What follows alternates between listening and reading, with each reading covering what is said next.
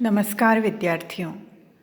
आज हम मैथिली शरण गुप्त के खंडकाव्य नहुष के आगे के अंश पढ़ेंगे। अभी तक हमने शची की दृष्टि से पढ़ा। शची की मनः स्थिति कवि ने पहले के अंशों में व्यक्त की है। चूंकि इंद्र अपने प्रायश्चित के लिए एकांत जल समाधि में चले गए हैं और शासक की अनुपस्थिति में स्वर्ग का राज्यभार सुगमता से चलता रहे, सारी व्यवस्था बनी रहे, इस हेतु सभी देवताओं ने आपस में मंत्रणा करके और गुरु बृहस्पति से मंत्रणा करके पृथ्वी के लोकप्रिय और पुरुषार्थी राजा नहुष को इस पल के लिए, कुछ समय के लिए स्वर्ग का अधिपति नियुक्त किया। इस प्रसंग से शची के मन में बड़ा खेद है। उन्हें लगता है कि उनसे सब कुछ छीन लिया गया और वे स्वयं अपने घर से बाहर कर दी गईं। आगे के अंशों में हम नहुष के विषय में, नहुष की मनः स्थिति के विषय में पढ़ेंगे।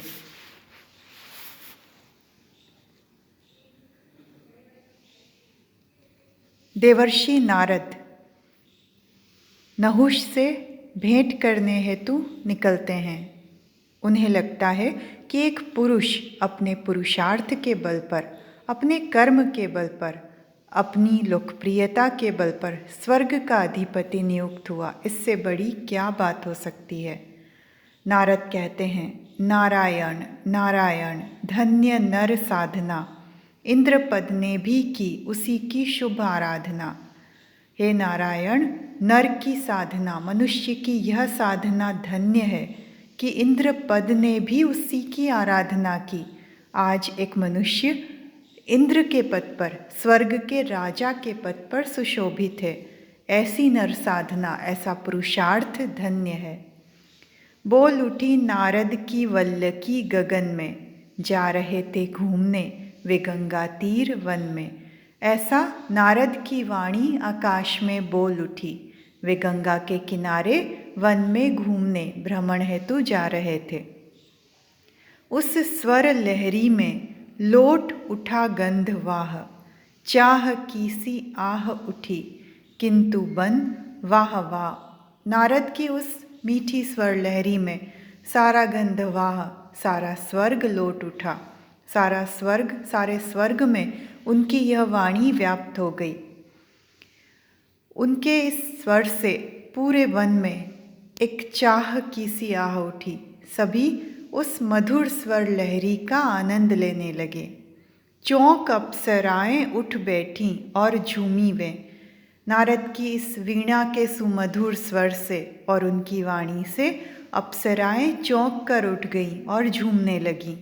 नूपुर बजा के ताल ताल पर घूमी वे। इस स्वर लहरी में वे अपना नूपुर बजा के इसकी ताल पर घूमने लगी, नृत्य करने लगी। किंतु शची विमना, क्या देखती क्या सुनती, कितने विचार सूत्र लेकर थी बुनती। पिछले अंशों में हमने पढ़ा था कि शची विषाद की स्थिति में, दुख की स्थिति में देवगुरु बृहस्पति के पास जा रही हैं कि उनसे दिशा निर्देश ले सकें, वे उसे राह दिखाएं कि वह इस स्थिति में क्या करे। तो कवि कहते हैं कि शची विमना है, अन्य मनस्क है, उसका ध्यान कहीं और है, तो वह क्या देखती क्या सुनती। नारद की यह आवाज़ उन तक पहुंची ही नहीं। वह अपने मन में कितने विचार लेकर चल रही थी, विचारों में डूबी हुई थी। देव ऋषि आप उसे देखा किए रुक के, उसने प्रणाम उन्हें क्यों न किया झुक के। स्वयं देवऋषि नारद ही रुककर शची को देखते रहे। वे मन में सोचते रहे कि उसने, शची ने उन्हें झुककर प्रणाम क्यों नहीं किया। दुर्वासा न थे वे, यही बात थी कुशल की, क्रोध नहीं खेद हुआ और दया झलकी। नारद सोच रहे थे कि वे दुर्वासा ऋषि नहीं थे और यही बात कुशल की थी। अन्यथा दुर्वासा ऋषि की कोई ऐसी अवमानना करता तो वे क्रोधित होकर शाप दे देते, जैसे उन्होंने शकुंतला को दिया। लेकिन देवर्षि सोचते हैं कि वे दुर्वासा नहीं थे, यही बात कुशल की थी। उन्हें शची पर क्रोध नहीं आया, गुस्सा नहीं आया, बल्कि खेद हुआ, दुख हुआ और शची के प्रति उनके मन में दया उत्पन्न हुई। क्षम्य है विपन्ना, दयनीय यह दोष है। ऋषि नारद अपने मन में सोचते हैं कि यह विपन्ना क्षमा के योग्य है, उनका यह दोष दयनीय है, दया के योग्य है। स्वस्थ रहे कैसे, गया धाम धन कोश है। यह भला स्वस्थ कैसे रह सकती है जब इनका घर धन कोश सब चला गया, जब इनके अधीश्वर, इनके स्वामी, इनके पति इंद्र यहाँ नहीं है। शक्र कहीं प्रायश्चित करने हेतु एकांत जल समाधि में है और कोई और स्वर्ग का राजा बना हुआ है। लज्जा नत नेत्र, यह देखे पहचाने क्या, भीतर है कोलाहल, बाहर की जाने क्या। देवर्षि नारद अपने मन में सोचते हैं कि ये लज्जा से झुके हुए नेत्र भला क्या देखें और किसे पहचाने। उसके भीतर तो कोलाहल मचा हुआ है, विचारों का, भावों का झंझावात चल रहा है, तो भला वह बाहर की क्या जानेगा, बाहर की क्या बात समझेगी। ओहो, क्षण मौन रहे फिर हिल डोले वे। वह थोड़ी देर मौन रहे फिर हिले। सहज विनोदी आप अपने से बोले। स्वभाव से सहज विनोदी देवर्षि नारद फिर अपने आप से बोलने लगे। फिर भी प्रणाम बिना आशीर्वाद कैसे हो, और अपराध अपराध ही है जैसे हो, कि शची ने मुझे प्रणाम तो किया नहीं, तो फिर आशीर्वाद कैसे दूं। बिना प्रणाम तो आशीर्वाद दिया नहीं जाता, और अपराध तो अपराध ही है, भले ही जैसे भी हो, भले ही दुख की स्थिति में खोने से हो, अवसाद की स्थिति में डूबने से हो, लेकिन फिर भी एक आदरणीय सामने है और किसी ने प्रणाम नहीं किया, तो ये अपराध तो है। प्रायश्चित रूप कुछ दंड नहीं पाएगा, तो हे दये दूषित ही दोषी रह जाएगा। देवर्षि नारद अपने मन में सोचते हैं कि अगर कोई अपराध करके प्रायश्चित के रूप में दंड नहीं पाएगा, उसे कोई दंड नहीं दिया जाएगा, तो जो दूषित है, जो दोषी है, हे देव, हे विधाता, वह दोषी ही रह जाएगा। उसे अपनी भूल का, अपनी गलती का एहसास कैसे होगा। मैं अपनी ओर से करूँगा कुछ भी नहीं, किंतु रुके विधि के अदृश्य कर भी कहीं।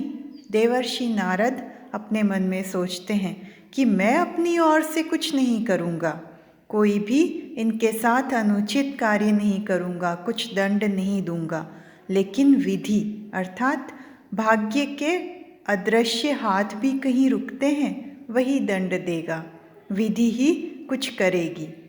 मानता हूँ सारे परिणाम में उचित ही, रहता निहित है अहित में भी हित ही। देवर्षि नारद सोचते हैं कि मैं तो सारे परिणाम उचित मानता हूँ, क्योंकि अहित में भी कई बार हित निहित रहता है। किसी का क्षणिक रूप से अगर अहित हो भी जाए, तब भी दूरगामी रूप में, आगे के रूप में वहाँ भलाई या हित निहित रहता है। देख ली शची की दशा, अबला है अंत में, तस्कर सा शक्र दूरा बैठा है दिगंत में।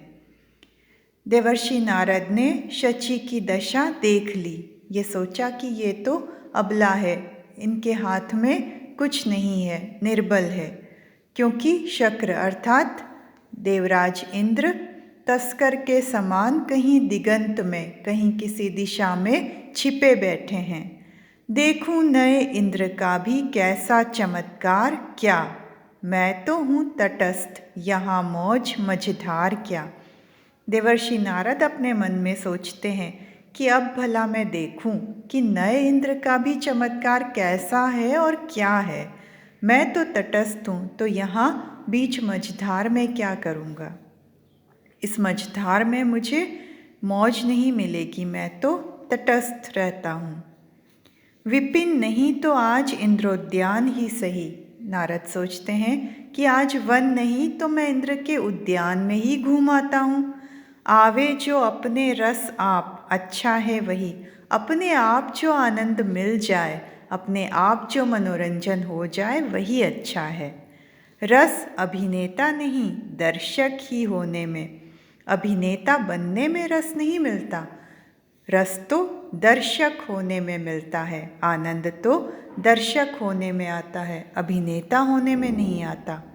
ठोर तो मिलेगा ही मिलेगा किसी कोने में। मुझे इस नाटक में, ये जो भी कुछ चल रहा है स्वर्ग में, वहाँ किसी न किसी कोने में तो जगह मिल ही जाएगी इस नाटक को देखने की, रस को लेने की। कहीं न कहीं ठौर, कहीं न कहीं जगह तो मिल ही जाएगी। वीणा बजी सप्त स्वर और 3 ग्राम में, पहुँचे विचरते वे वैजयंत धाम में। इतना मन में सोच के देवर्षि नारद की वीणा सप्त स्वर में बजी, सप्त स्वर और 3 ग्राम में बजने लगी। वे विचरते हुए, घूमते हुए वैजयंत धाम अर्थात इंद्र के धाम में, इंद्र के महल में पहुँचे। था सब प्रबंध यथा पूर्व भी नया नया, ढीला पड़ा तंत्र फिर तान सा दिया गया। वहाँ वैजयंत धाम में इंद्र के स्थान में सारा प्रबंध पहले की तरह नया नया अद्भुत था। जो तंत्र कुछ समय के लिए ढीला पड़ गया था इंद्र के जाने से, राजा विहीन जगह होने से, उसे फिर तान दिया गया, उसे फिर व्यवस्थित कर दिया गया। अभ्युत्थान देके नए इंद्र ने उन्हें लिया। मानी ने विनम्र व्यवहार विधि से किया। नए इंद्र अर्थात नहुष ने उनका अभिवादन किया। उस मानी ने, उस मान रखने वाले पुरुषार्थी राजा ने विधि पूर्वक विनम्र व्यवहार किया। आज का प्रभात सुप्रभात, आप आए हैं, दीजिए जो आज्ञा स्वयं मेरे लिए लाए हैं। नहुष कहते हैं कि मेरे लिए आज का प्रभात सुप्रभात हो गया, अच्छी सुबह हो गई, क्योंकि हे देवर्षि आप यहाँ आए हैं, तो आप मुझे आज्ञा दीजिए जो आप मेरे लिए लेकर आए हैं। आप बताइए मैं क्या कर सकता हूँ। तब देवर्षि नारद कहते हैं, उत्सुकता आगे चलती है सदा आपके, विविध विषय पीछे विश्व वार्तालाप के। नहुष कहते हैं कि हे देवर्षि, हे नारद, हमेशा आपके आगे उत्सुकता चलती है कि आप किस प्रयोजन से आए हैं। कोई बात तो है, कोई विषय तो है कि आप आए हैं। बाकी विश्व के वार्तालाप के सारे विषय पीछे रह जाते हैं। सत साहित्य, सत्संगीत दोनों ओर बह रहता, लोकोत्तरानंद दूना होकर है बहता। आगे नहुष देवर्षि नारद से कहते हैं कि जहाँ आप होते हैं वहाँ सत साहित्य और सत्संगीत, अच्छा साहित्य और अच्छा संगीत दोनों तरफ से रहता है। लोकोत्तर आनंद, इस लोक से परे जो आनंद है वो दुगुना होकर बहता है। आर्द्र जो है क्यों न वह आप ही बहे बहे, मानस भी तो हो जहाँ रस रमता रहे। तब देवर्षि नारद कहते हैं कि जो आर्द्र होता है, नम होता है, वो भला अपने आप कैसे नहीं बहेगा। जहाँ नमी होगी वहाँ बहाव भी होगा। मानस भी तो हो जहाँ रस रमता रहे, ऐसा मानस, ऐसा मन भी तो होना चाहिए जहाँ रस रमे, जहाँ आनंद मिले। धन्य है मनस्विता हमारे मनुजेंद्र की, रखते अमर भी हैं आशा इसी केंद्र की।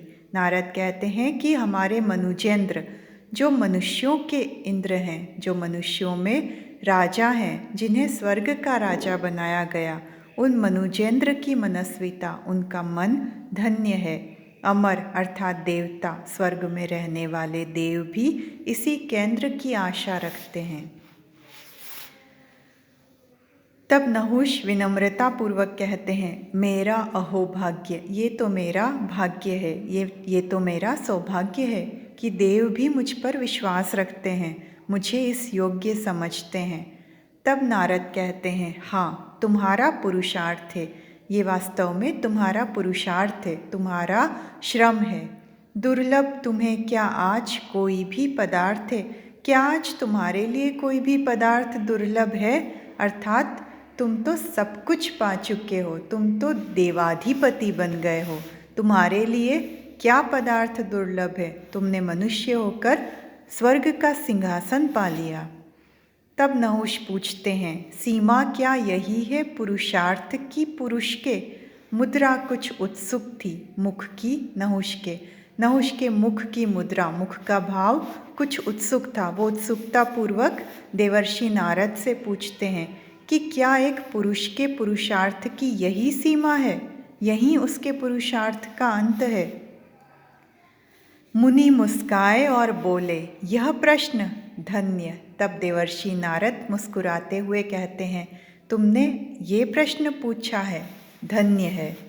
कौन पुरुषार्थ भला इससे अधिक अन्य? भला इससे अधिक और क्या पुरुषार्थ होगा? कौन सा पुरुषार्थ होगा? शेष अब कौन सा सुफल तुम्हें पाने को? अब भला तुम्हारे पाने के लिए कौन सा फल बच गया है? ऐसी कौन सी सिद्धि है, ऐसा कौन सा स्थान है जो तुम अब पा सकते हो? तुम्हारे लिए पाना शेष है। फल से क्या? उत्सुक मैं कुछ कर जाने को। तब नहुष उत्तर देते हैं कि मैं परिणाम की बात नहीं कर रहा, मैं फल की बात नहीं कर रहा, मुझे परिणाम नहीं चाहिए, मैं तो कुछ कर जाने को उत्सुक हूँ। अभी तो मैंने जो किया वो बहुत कम है, मैं और पुरुषार्थ करने के लिए प्रस्तुत हूँ, मैं और पुरुषार्थ करने के लिए उत्सुक हूँ। नहुष के आगे के अंश अब हम अगली कक्षा में पढ़ेंगे। धन्यवाद।